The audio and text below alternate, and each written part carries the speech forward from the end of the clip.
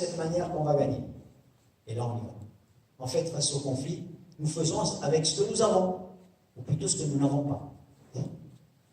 C'est Abraham Maslow, c'est un chercheur américain, qui dit « Quand vous ne disposez que d'un marteau, la tentation, c'est de transformer tous les problèmes en clous. Alors, vous tapez sur les clous. Ça peut être la tête de votre femme, ça peut être... Mais que des clous. Je ne connais que le marteau. Tout est clou. Est-ce que vous avez déjà essayé d'enlever une écharpe dans un doigt avec un marteau? Et pourtant, c'est ce que nous faisons le plus souvent. Parce que nous ne connaissons que le marteau. Hein, quand un enfant fait une colère, okay, la réaction spontanée, je m'énerve, je monte, ça monte, le vase émotionnel, il se remplit, puis à un moment donné, j'explose. Bon, je lui donne une fessée, c'est très bon la fessée. Pour celui qui la donne.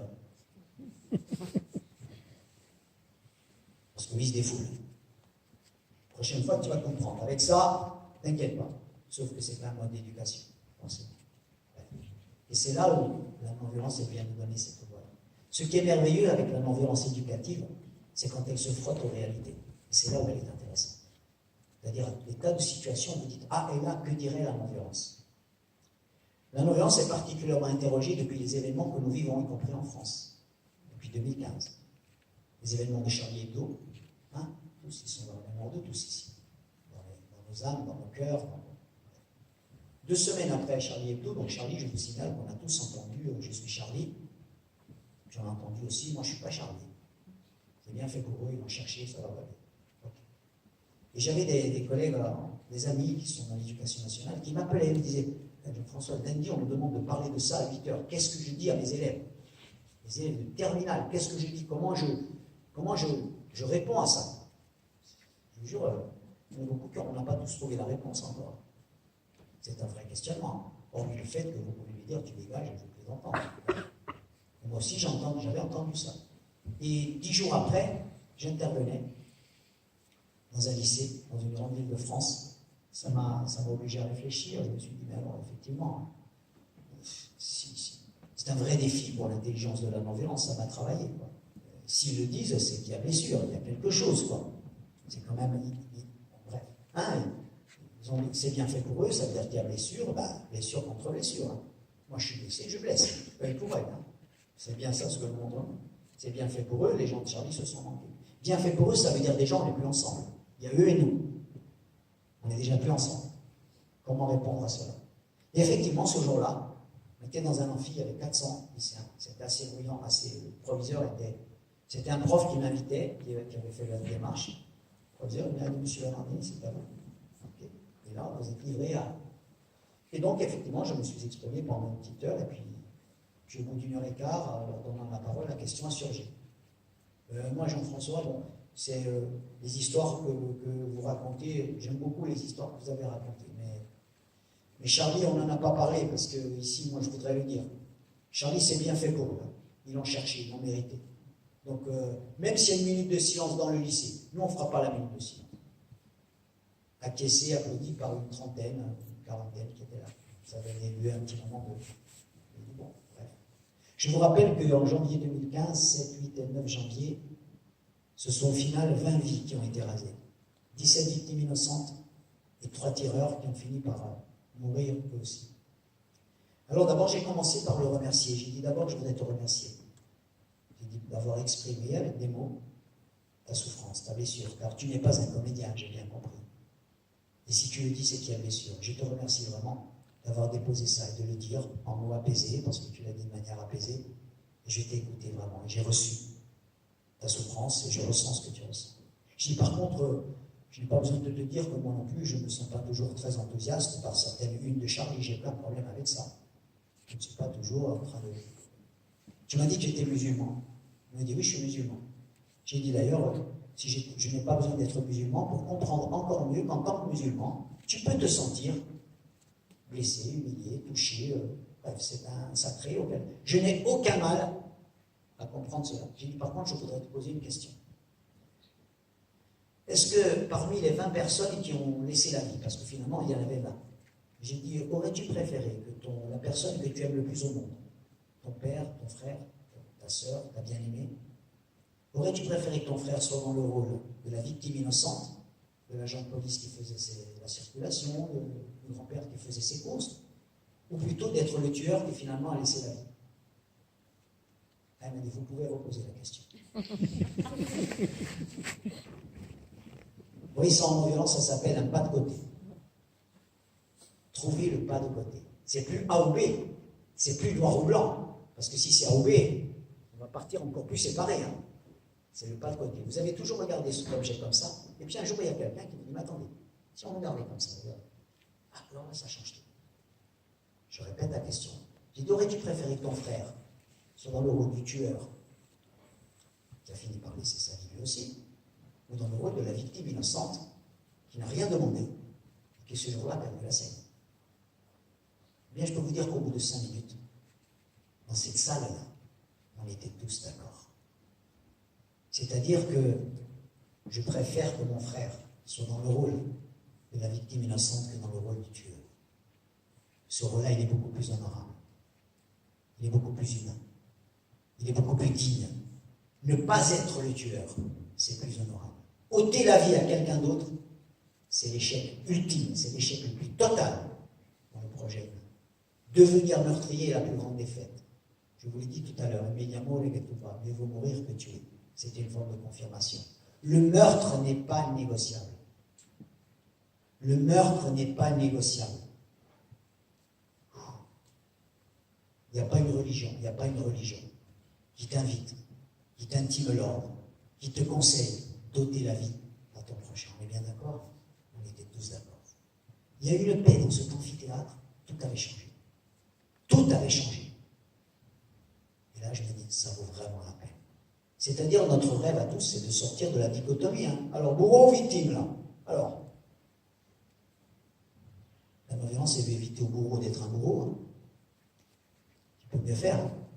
Je te jure, tu peux mieux faire. Tu es capable de mieux faire. Elle veut éviter, bien sûr, à la victime d'être une victime. Tu as droit à toutes les émotions, tu as droit à toutes les colères. Tu n'as pas droit à tous les comportements. Le meurtre n'est pas négociable. Il y a mieux à faire pour l'humanité. Ce troisième choix, il est possible. Vous voyez dans ma petite tête, mais ce n'est qu'en ma petite tête. J'ai le sentiment que ça prévient cela, les tragédies, les Bataclans de demain. Car si vous laissez en jachère ça, et vous dites, petit merdeux, tu dégages. À ceux qui prennent des armes à 18 ans, est-ce qu'à 13 ans, on leur a appris que la vie c'est sacré? Est-ce que quelqu'un leur dit ça? Est-ce que quelqu'un leur apprend que le meurtre n'est pas négociable? Je ne résiste pas au bonheur de vous lire 3 phrases de Marie Balmary. C'est une éminente psychanalyste française. Elle a écrit, j'ai eu la chance de la rencontrer, elle a écrit dans La Divine Origine, pour les tueurs comme pour les tués, le meurtre est mortel. Psychiquement, il est plus mortel pour celui qui tue que pour celui qui est tué. Effectivement, je préfère que mon frère ne soit pas le tueur. Mais qui a jamais pris l'initiative du meurtre sans avoir été au préalable psychiquement assassiné? On y reviendra. Si tu tues mon corps, tu tues ton âme. L'âme est tellement en souffrance qu'elle réclame la souffrance des autres. Ce sont les âmes mortes qui sortent les couteaux. Et la non-violence, elle peut nous aider un petit peu à nous éclairer, à sortir de cet enfermement. Et c'est là que je me suis rendu encore plus compte. Alors, équipement de vie ou équipement de mort? Là, les 30 qui étaient là, ils allaient plutôt de l'équipement de mort. Quoi. Parce que si on leur donne... Si à un moment donné, il n'y a personne, il n'y a rien, il n'y a plus de balise, il n'y a rien, c'est l'équipement de mort qui est à portée de main. Forcément, pas pour tous, mais pour une infime minorité d'entre eux, ça peut prendre des proportions incroyables. Qui leur a dit que la vie c'est sacré? C'est le meurtre pas négociable. Bref. Alors, voilà comment la non-violence éducative peut nous aider quand elle se confronte à la réalité. La vérité, vous voyez, on parlait tout à l'heure de la vérité c'est aussi comprendre comment nous fonctionnons. Et je vais vous dire quelques petites notions que j'évoque avec les lycéens, avec les juniors, mais vous allez voir, ça va vous intéresser aussi. Notre fonctionnement, c'est-à-dire comment nous fonctionnons. Alors je leur dis, j'aime bien les provoquer, je leur dis, vous savez, l'essentiel de ce qui se passe dans notre vie, ça se passe dans un endroit précis. Entre nos 2 oreilles, qu'est-ce que nous avons entre nos 2 oreilles? Ouais, monsieur, on a le cerveau, le nez. Ah, ça, très intéressant. J'ai dit, le cerveau, vous voyez, on va l'appeler un ordinateur. Nous avons entre nos deux oreilles le plus puissant ordinateur de la planète. Tous les scientifiques sont d'accord. Si on voulait construire des ordinateurs aussi puissants que celui que chacun de nous a, il faudrait des ordinateurs grands comme des immeubles. Incroyable. En plus, il est adaptable, il est souple. Avec le même ordinateur, vous pouvez vivre ça, il fait plus 40 degrés. Au Groenland, il fait moins 40 degrés. Il va s'adapter. Il est incroyable. D'ailleurs, pour l'anecdote, les neuroscientifiques qui ont vraiment progressé de par le monde, ils se sont rendus compte, et aujourd'hui ils attestent, que l'ordinateur humain il se développe là où on le sollicite régulièrement et avec enthousiasme. Ils en ont la preuve. Par exemple, ils ont découvert qu'aujourd'hui, chez les ados, il y a une partie de l'ordinateur, du cerveau, qui est beaucoup plus musclée et elle commande une fonction du corps très précise. C'est la partie de l'ordinateur qui commande le pouce. Il y en a un à Marseille qui m'a dit, ici à Marseille, c'est les 2 pouces et l'index. Il m'a fait une démonstration de texto incroyable. J'ai jamais vu taper aussi. Je vous jure, avec des fautes d'orthographe. Mais tu sais pas qu'avant, les gens, ils faisaient 2 ans d'études pour apprendre à taper à la machine. Et là, vous tapez tous à la machine, apparemment.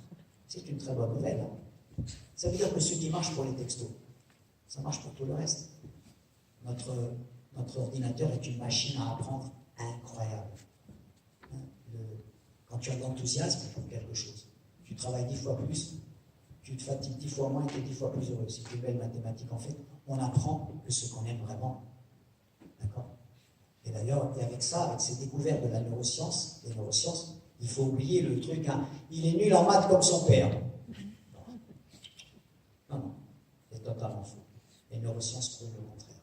Il est nul en maths parce que je n'ai pas su éveiller en lui ce désir, ce besoin, cette curiosité, et forcément il le refoule parce que c'est une paresse, et qu'il a mis en veille son ordinateur et il s'habitue à ça. Quoi. Bref.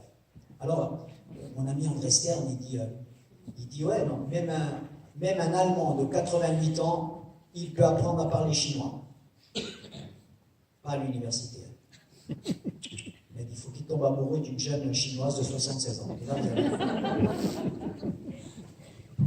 Il a l'ordinateur, il se remet en route. J'apprends ce que je vois. Et forcément, si je vois la violence, si je vois la vulgarité, si je vois des comportements reptiliens, je signale que l'an dernier sont sortis dans le monde 1900 jeux vidéo, 1200 étaient basés sur la violence. 1200. Et bien sûr, ils sont addictifs, etc. Bref. Le problème, donc, c'est qu'il faut aujourd'hui un permis de conduire pour conduire une voiture, mais pour conduire le bolide qu'on a ici entre les 2 oreilles, il ne faut pas de permis. Vous ne savez pas du tout comment ça fonctionne. Vous ne connaissez absolument pas les mécanismes de la colère, etc. Alors je leur explique, je dis, vous savez, notre ordinateur, il a 3 étages. Ah bon? Oui, j'ai dit oui. Il y a un premier étage, c'est le cerveau reptilien, reptile, crocodile. C'est le cerveau de la vie, il pilote toutes les fonctions vitales, le corps, le cœur, c'est lui qui contrôle. Je dis, quand vous dormez le soir, vous ne dites pas au poumon, n'oubliez pas de respirer, ça marche tout seul, non? Moi, qu'il y en ait un qui se réveille pour... Non, je dis, c'est lui qui pilote. Je dis, mais c'est aussi le cerveau de la survie. C'est-à-dire que s'il y a une bombe qui explose dans cette pièce, à la seconde, on est tous contre la porte là-bas. Il faut sauver sa vie, il faut sauver sa peau. On est même capable de se piétiner à la sortie. On ne réfléchit plus. C'est lui qui prend les commandes. Face à une menace, une peur, on ne réfléchit plus. Et là, on est un autre. On est capable de faire des choses inimaginables. D'accord? On le voit bien, des foules qui sont affolées, ce qui se passe, comment ça se traduit. Quand le reptilien prend les commandes, tout autre, on est complètement différent. Nous avons un 2e étage dans notre cerveau, notre ordinateur, c'est les émotions, c'est la météo intérieure. Comment ça va? Je n'ai pas le moral aujourd'hui. Hein? Même les animaux ont ça, le chien qui retrouve son maître. Vous aurez remarqué que dans ce monde, on parle toujours de quotient intellectuel, on ne parle jamais de quotient émotionnel. Or, l'intelligence émotionnelle est 50% de notre intelligence. Et je peux faire des erreurs d'un point de vue émotionnel incroyable. Donc, il y a d'ailleurs un livre qui s'appelle L'intelligence émotionnelle de David Goleman, qui devrait être le livre de chevet de tous les éducateurs et de tous les parents. Et il ne s'agit pas d'être spécialiste, parce qu'il raconte des choses très simples, qui vous expliquent comment nous fonctionnons, comment notre intelligence émotionnelle. C'est-à-dire comment, avec une émotion, je peux imploser ou exploser, et comment je peux devenir, etc. Bref, comprendre ces mécanismes-là. Nous avons un 3e étage à notre cerveau, c'est celui avec lequel on peut créer des choses qui n'ont jamais existé. Seul l'être humain dispose de ça. 3e étage de notre cerveau. Mais je leur dis aux lycéens, mais votre ordinateur, figurez-vous, ils sont tenus, je dis, il vous appartient de le programmer.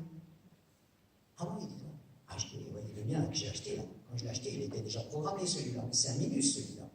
Mais nous, quand nous naissons, nous sommes un petit nourrisson. Il faut programmer notre ordinateur. D'ailleurs, on va au lycée, on a des gens autour de vous qui vous aident à le programmer. Nous en avons la responsabilité. J'ai dit, si tu ne le programmes pas, j'ai dit, si tu ne le programmes pas, tu sais ce qui va se passer.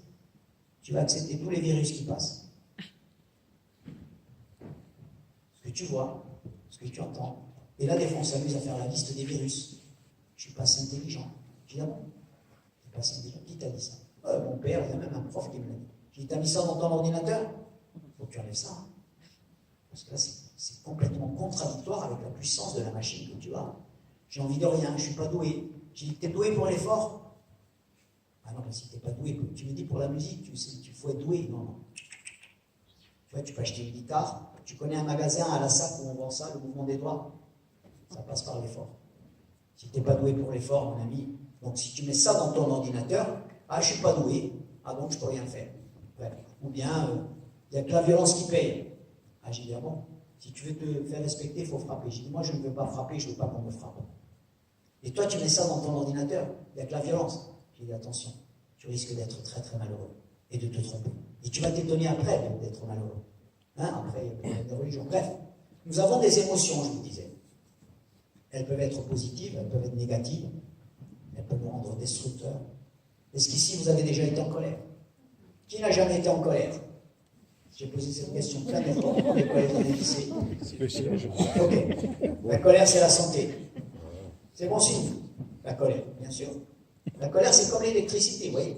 Ça peut nous éclairer, mais vous amusez pas à mettre 2 doigts dans une prise. Parce que là, vous allez voir ce que c'est. La colère, c'est pareil. C'est un voyant rouge sur le tableau de bord. Il vaut mieux s'arrêter.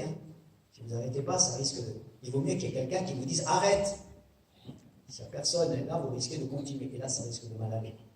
Qu'est-ce que je vais faire de ma colère? Qu'est-ce qu'elle va faire de moi? La colère, elle peut nous piéger, elle peut nous aveugler. Vous connaissez les phrases, c'était plus fort que moi. C'était plus fort que moi, j'ai passé la bouteille sur la tête. Je ne sais pas ce qui m'a pris. C'était plus fort que moi. J'étais comme une porte qui est sortie de ses gonds. Une porte qui sort de ses gonds, c'est plus une porte. Et nos émotions, elles peuvent fonctionner comme des mafias intérieures. C'est la goutte d'eau qui a fait déborder le vase. Ça montre le vase émotionnel, il a une certaine capacité. À un moment donné, c'est pas. C'était plus fort que moi. Et là, vous avez tous les témoignages. Quand vous demandez ça à un ado ou même à un adulte, il vous dit avant, ça monte, tu as la haine. Pendant que tu fais l'acte violent, ça te soulage et après tu regrettes. C'est systématique. Je peux vous raconter un exemple de prisonnier qui me dit moi, je suis à 20 ans en tôle à cause de 3 secondes. Si je ne tirais pas, j'étais un traître. Je perdais mon honneur. 3 secondes. Il dit après, j'ai pleuré comme un gamin sur le volant de ma voiture pendant 30 minutes. Je vous jure qu'en prison, il y a beaucoup de gens qui sont là à cause des 3 secondes. Et qui sont des mecs comme vous et moi. Sauf qu'ils n'ont pas contrôlé la puissance émotionnelle. Et comme ils avaient une arme à portée de main, et que l'arme dont ils pensaient que c'était un ami est devenue le pire des ennemis, ils ont commis l'irréparable. Et je vous jure qu'en prison où je vais, il y en a énormément. Comme vous disait Jean-François, tu parles des 3 secondes. Moi, je suis là 20 ans à cause de 3 secondes. Et je dis, ouais, mon pote. Et quand vous leur dites, tu vois, malgré tout, tu as fait une faute grave. Ok? Mais tu n'es pas ta faute. Tu t'es trompé, mais tu ne vas pas te tromper toute ta vie. Tu as commis une stupidité, mais tu n'es pas stupide toute ta vie. Alors apprends. Reconstruis. La mafia intérieure. Quand vous filmez quelqu'un qui est en colère, c'est physiologique. Vous voyez, les mains deviennent rouges parce que le sang afflue dans les mains. D'accord? Vous avez le rythme cardiaque qui s'accélère, la respiration qui s'accélère, les mots qui sont prononcés plus fort et le corps qui produit de l'adrénaline. Et là, vous êtes prêt au combat. Vous préparez le corps au combat. D'accord? Vous avez vu récemment à Marseille ce lycéen de 15 ans qui a tué un camarade pour une histoire de casier. Alors là, d'un point de vue de la précarité émotionnelle, d'un point de vue de l'esclavage par rapport à ses pulsions, comment est-ce qu'il explique ça? Il n'a plus d'explication.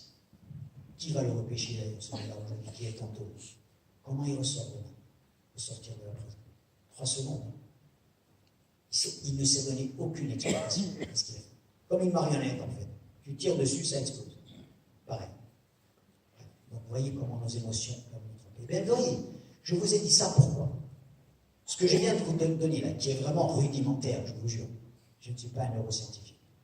Ce que je viens de vous dire là, c'est-à-dire comprendre comment nous fonctionnons, les cerveaux-mécanismes, les sciences du comportement, qui sont aussi importantes que lire et compter, ça n'est enseigné nulle part.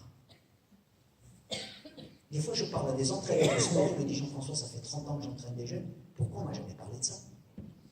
Donc j'en déduisais que lui, il pète les plombs, lui, il a le sang chaud, l'autre... Donc on en déduit que l'homme est violent. Non, l'homme ne connaît pas la puissance et le fonctionnement de sa machine. Ce n'est pas fatal, ce n'est pas inévitable. En fait, on ne connaît pas du tout la manière dont nous fonctionnons. Et tous les besoins inassouvis qu'il y a derrière, ils commencent à s'exprimer en moi. Et comment ça monte et comment ça monte. On est très vite débordé par nos émotions. Et aujourd'hui, dans le monde, c'est un vrai danger. Au moindre déclencheur, comme les gens sont en stress, ça part. Qu'est-ce qu'il y a? Tu me regardes? Et là, ça part. C'est dans la vie, c'est dans la rue, c'est au volant de la voiture. Qu'est-ce qu'il y a? Un mot, tout, ça part. On n'est pas équipé. On ne sait pas. Bref. Alors, c'est ça qui peut contribuer à la bonne santé. Je voulais vous parler de quelqu'un de très intéressant. Il est même amusant. Il s'appelle Marshall Rosenberg. Marshall Rosenberg, dès son enfance, il s'est intéressé au conflit. Il a dit, je voudrais comprendre pourquoi les hommes et les humains ont tant de mal à gérer leurs conflits et pourquoi ils en provoquent autant. Il a dit, vous savez, au bout de mes recherches, il est mort il y a 1 an et demi d'ailleurs, il a écrit des livres merveilleux, je vous invite à regarder sur Internet. Il a écrit entre autres un livre qui s'appelle « Les mots sont des fenêtres ou bien ce sont des murs ». Il a dit, vous savez, la majorité des conflits et des problèmes que nous avons, c'est à cause des mots que nous utilisons. Nous utilisons les mauvais mots, et avec les mots, nous allumons des incendies. Et nous provoquons des conflits. Il a dit, changez un peu les mots, et vous allez voir, vous allez changer de vie. Alors pour ça, il a inventé 2 marionnettes, que j'ai amenées avec moi, depuis la France. La première, c'est le chacal. Le chacal, on dit qu'il sent mauvais, et il sent mauvais, ça va. On dit qu'il exige, il mange des cadavres, etc. Il hurle. On peut parler comme un chacal. On peut penser comme un chacal. On peut écouter comme un chacal. C'est la première marionnette qu'il a inventée. D'accord? Je pense même que sa réputation est un peu exagérée. Bref, mais il a choisi ce symbole. Et le deuxième symbole qu'il a choisi, c'est notre petite girafe. La girafe est l'animal, quand vous faites la proportion entre le volume de son corps et le volume de son cœur, c'est l'animal qui a le plus grand cœur au monde. On peut parler comme une girafe. On peut penser comme une girafe. On peut écouter comme une girafe. Vous allez voir, ce sont 2 outils très, très intéressants. Et il a bâti toute sa théorie là-dessus. Moi, si je voulais faire mon chacal ce soir, je dirais, monsieur le proviseur, vous n'auriez pas pu m'amener quelque chose, une boisson chaude maintenant. Vous m'invitez à manger avant, d'ailleurs, vous êtes allé manger sans moi. Excusez-moi, mais bon. Je n'ai même pas invité, moi. Et là, je suis chacal. C'est toxique. Parce qu'en fait, je viens d'enclencher un conflit, quoi.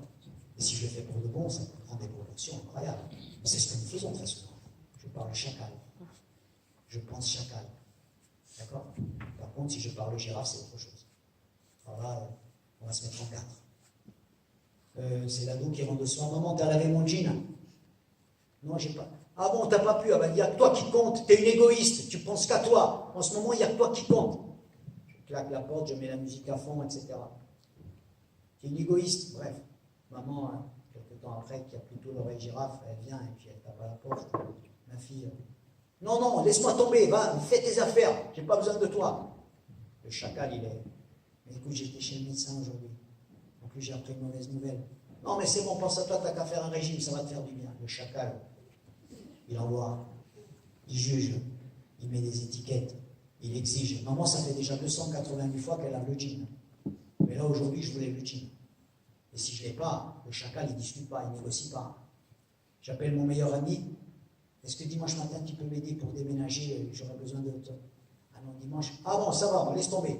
Moi, chaque fois que tu m'appelles, je suis là. Toi, je t'appelle une fois. Et... Non, mais je t'explique. Non, mais tu n'as rien à m'expliquer. J'ai compris, c'est bon, laisse tomber. Ça va, laisse tomber. Non, mais je t'explique, c'est l'anniversaire de ma grand-mère dimanche. Je dois. Ça va, occupe-toi de ta grand-mère. Parce que le chacal, il s'est très poli. Mais derrière. D'accord? Ça veut dire que sa demande n'était pas une demande, c'est une exigence. J'exige. demande pas, j'exige.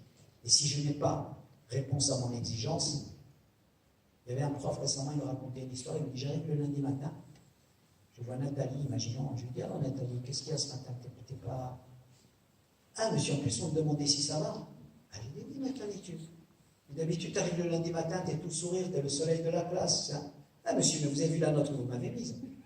Ah, monsieur, vous m'avez mis 4. Et Nathalie, tu as vu ton nom? Oui, d'accord, monsieur, mais je suis la seule à avoir 4. Le chacal, il ne se pose pas de questions sur lui. D'accord? Si je n'ai pas ce qu'il me faut, c'est à cause de vous. C'est à cause de toi, c'est à cause de l'autre. Je ne me remets pas en question.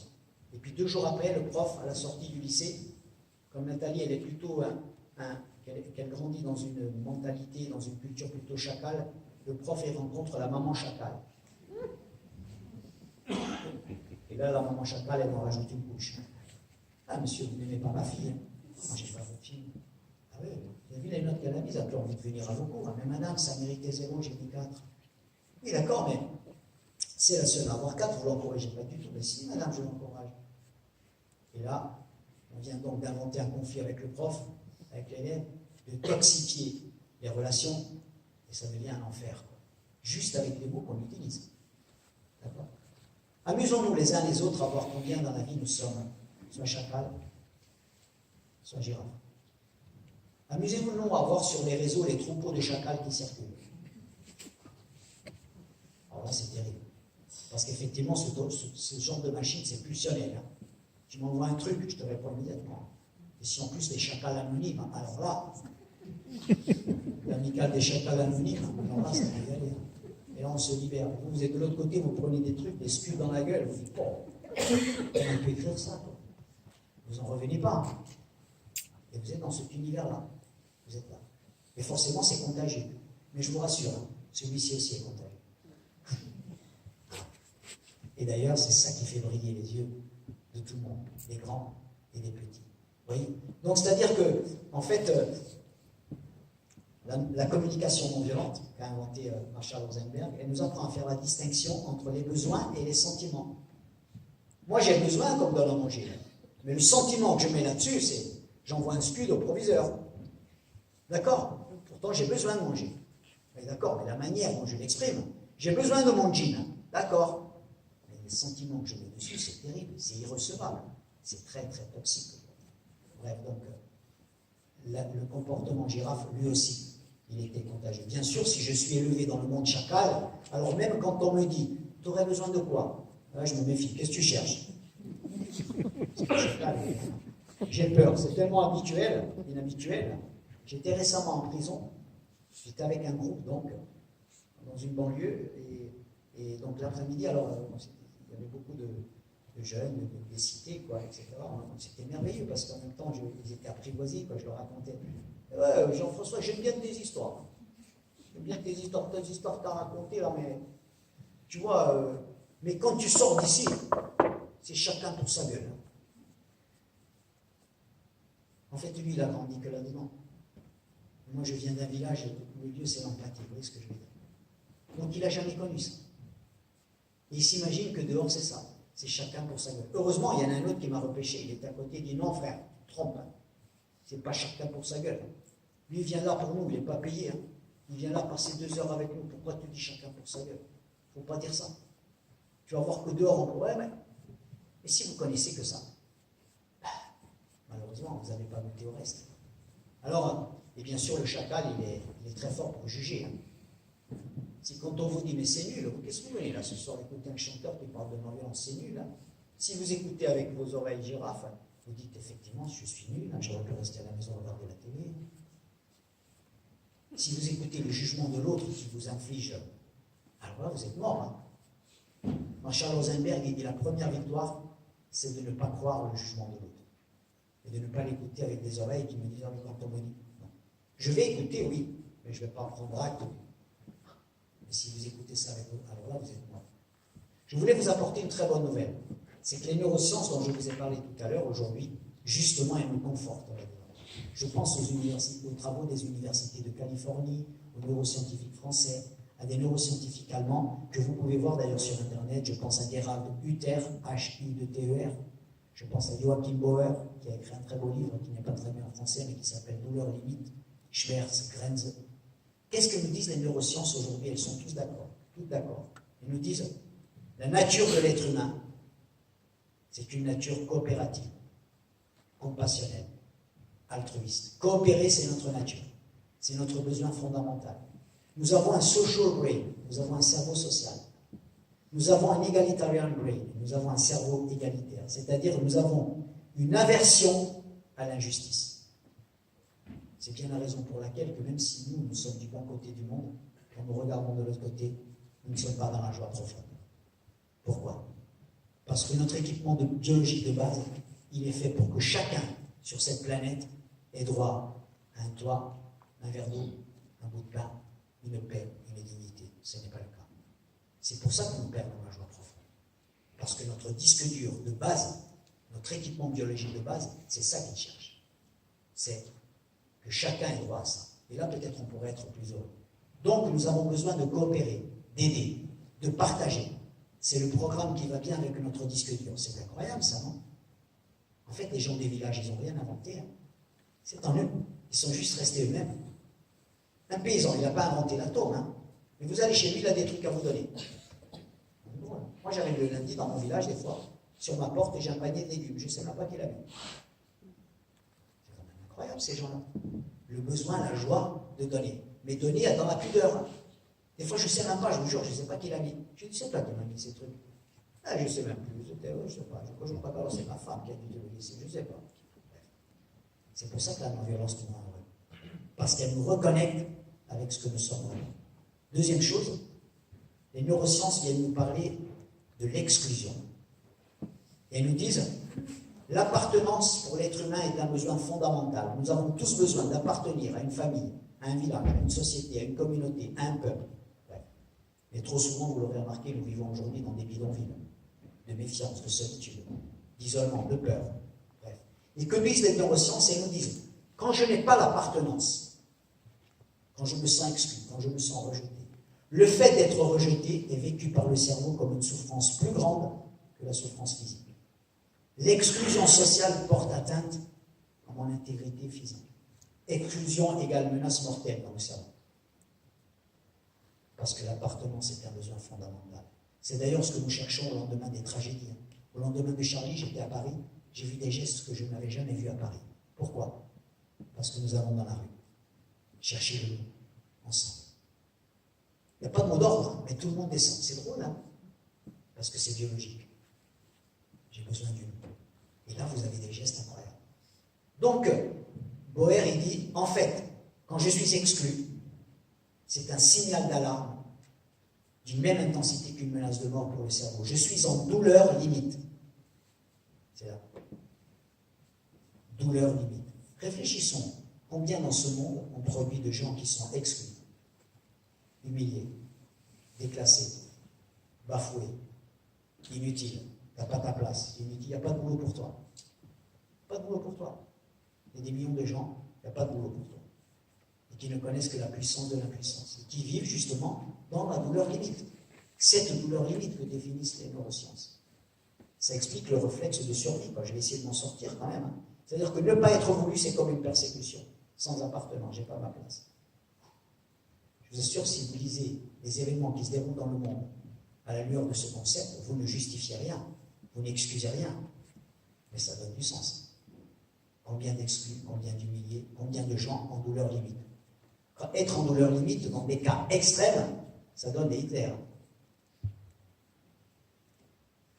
Ça donne des Hitler. Okay. On n'est pas équipé pour le conflit, je vous le disais tout à l'heure, parce qu'en plus, aujourd'hui, on peut être en douleur limite pour un rien. Tu me regardes? Un casier. Bref, alors on se raccroche à ce qu'on peut. À des expédients, à l'alcool, à la drogue, à la religion. À Dieu, il ne fait pas des communiqués tous les matins. Donc, on peut l'utiliser. Je vous signale que même les nazis, ils avaient inscrit sur leur ceinturon God Mittens, Dieu est avec nous. C'est drôle, c'est super. Bonsoir à ce petit ange girafe qui s'en va. Bonsoir à ce petit ange qui s'en va. Alors comment, justement, en ayant ces outils-là, comment on évite et comment on peut prévenir les tragédies de demain? Donc les neurosciences, elles nous disent, la violence, elle n'est pas fatale, elle n'est pas génétique. La violence n'est pas notre nature. C'est une violation de notre nature.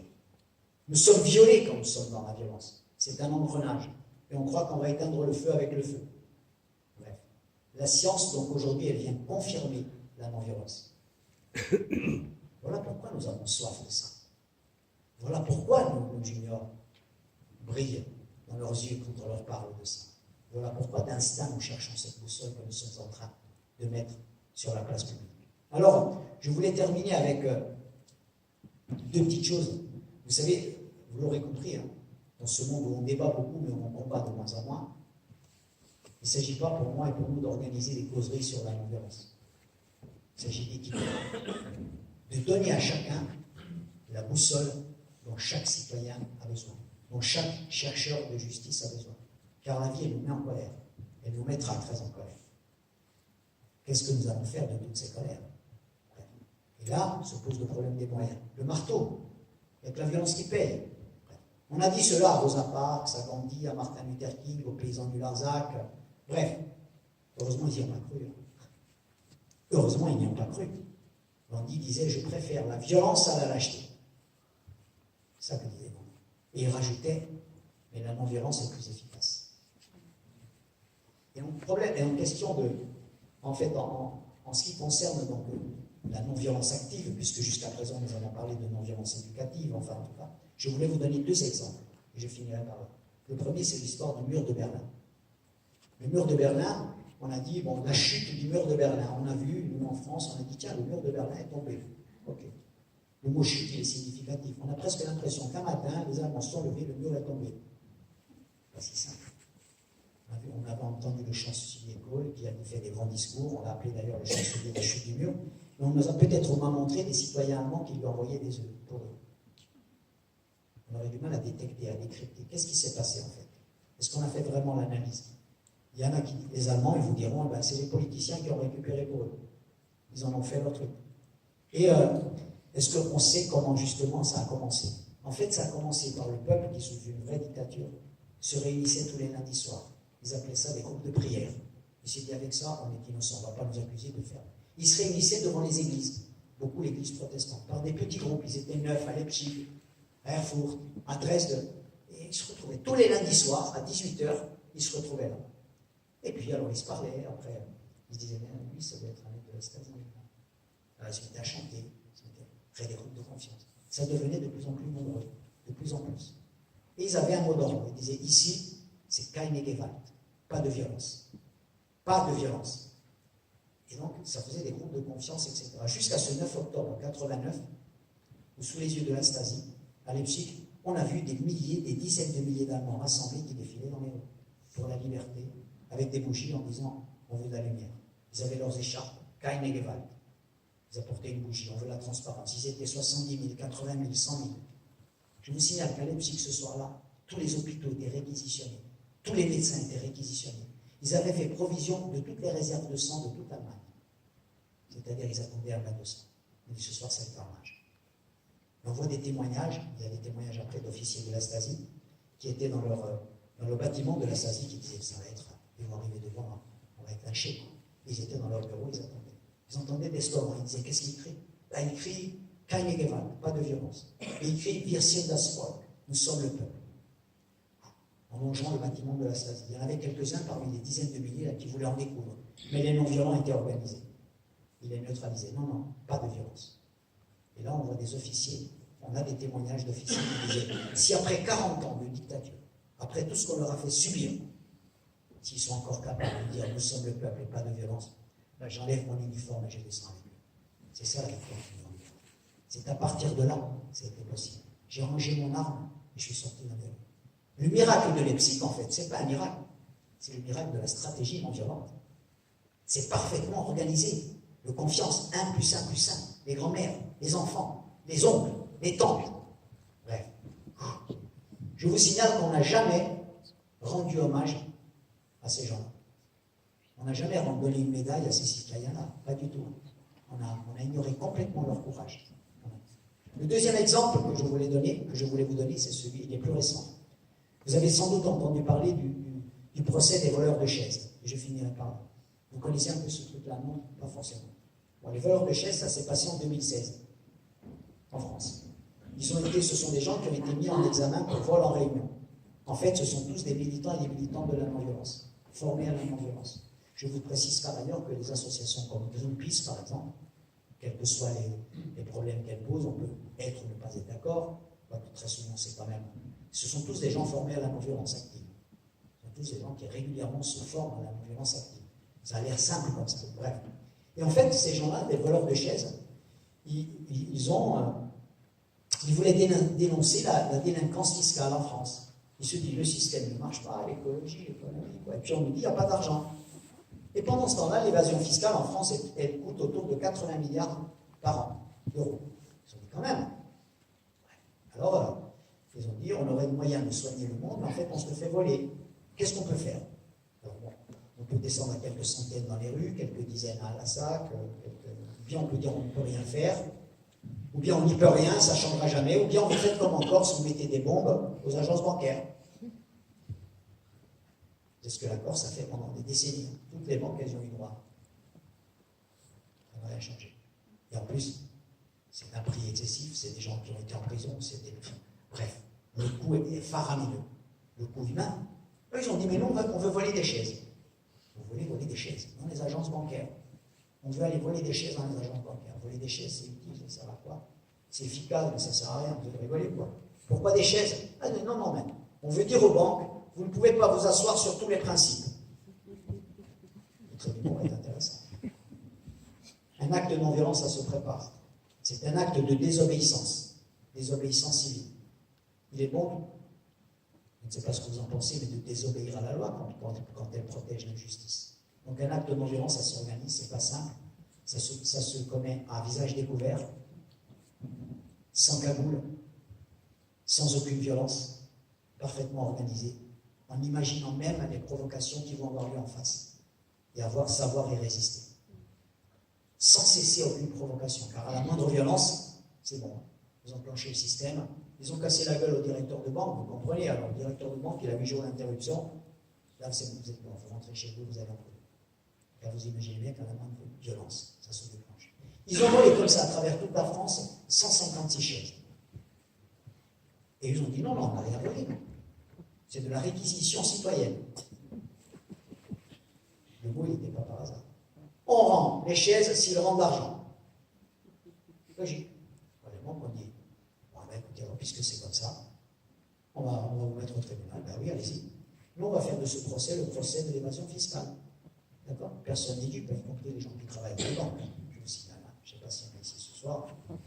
Mais on dit, tiens, ça nous fait sourire, nous aussi, c'est super. Bref. Donc c'est un acte de désobéissance. On n'a pas le droit de prendre des chaises dans une banque. Ça, c'est bien évident. Mais les raisons, elles disent, des non-violents, elles sont légitimes. Et on veut l'expliquer à la justice. Pourquoi on fait ça? On va l'expliquer, nous, ce jour-là. Donc 80 milliards d'euros, c'est 15 fois le trou de la Sécu, je vous signale. Je vous signale qu'entre-temps, la BNP, entre autres, a dialogué avec eux. Ils ont affirmé qu'ils avaient fermé 7 filiales dans les îles Caïmans. Quand même. Ils sont quand même sensibles. Ils ont peut-être ouvert ailleurs. Bref. Mais ce procès à Dax en 2016, c'est devenu une tribune. Il y avait 2000 personnes à Dax. Il y avait la presse nationale, etc. C'était une sorte de petite marche du sel. Et donc, le procès est devenu une tribune. Et alors, ils se sont dit, mais que va dire la justice? Que va dire le procureur? Est-ce qu'on va être condamné, etc. Et en fait, le procureur, ce jour-là, il n'a pas parlé de vol de chaise. Il a parlé d'emport de chaise. Vous voyez que même la justice, c'est quand même être du côté des justes. C'est quand même rassurant. Bref. Et là, donc, ils ont été relaxés. Il y en aura d'autres dans d'autres villes, parce qu'il y a d'autres villes, etc. Vous voyez comment la stratégie de la non-violence active, comment elle peut fonctionner. C'est-à-dire, elle rassemble le peuple, elle crée la confiance, elle mène des combats nobles, elle les fait avec des moyens nobles. Et ça, d'une certaine manière, c'est terriblement subversif en ce moment. Mais ça donne le sourire à tout le monde. Alors je pose la question, à quelle chaise il faut rouler aujourd'hui dans le monde? Quel mur il faut faire tomber? Comment on s'en sort pour être un vrai chercheur de justice, quoi. Imaginez si la non-violence éducative était aussi disponible que le sont les armes aujourd'hui dans le monde. Imaginez ça. Si à côté du service militaire, on faisait aussi le service de la non-violence. Si à nos amis policiers, on leur disait on ne va pas vous donner plus de pouvoir, on va vous former encore plus.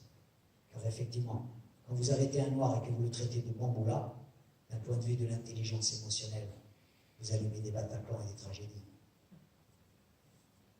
D'un point de vue de l'intelligence émotionnelle, c'est dévastateur. Parce que ce bamboula-là, il y a des centaines et des milliers de gens qui l'entendent. Il y a des centaines et des milliers de colères qui l'entendent. Et des colères qui, chez une infime minorité, peuvent prendre des proportions incroyables. Nos amis surveillants en prison n'ont pas besoin de plus d'armes, ils ont besoin de plus de formation. Car ils ne sont pas équipés, ils ne connaissent que le marteau. Ils vous le disent d'ailleurs. Ils vous le disent. Et quand vous allez dans une prison et que vous dites là, il y a des détenus et des gardiens qui se regardent de travers, et que vous dites à un détenu, mais tu sais ton ennemi, c'est pas le gardien qui est là-bas, tu m'as dit que c'est lui ton ennemi. Non, c'est pas lui ton ennemi. Ton ennemi, d'abord, c'est ton ennemi intérieur à toi, tu ferais bien de le chercher là.